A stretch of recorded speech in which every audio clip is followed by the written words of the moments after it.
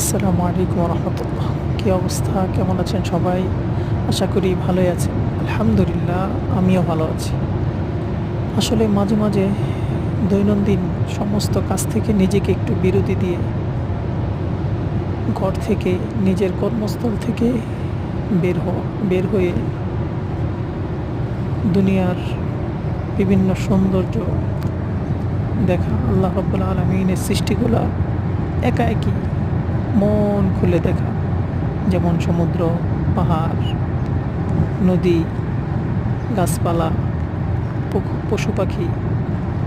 তখন কি হয় যে কাজের মধ্যে নতুন উদ্যমতা আসে। যখন আপনি আবার এগুলো দেখে ফিরে আসবেন, তখন মনে হবে যেন আমি আবার পিছনের সমস্ত ক্লান্তিগুলো ভুলে গেছি এবং নতুন করে কাজের উদ্যমতা পাচ্ছি।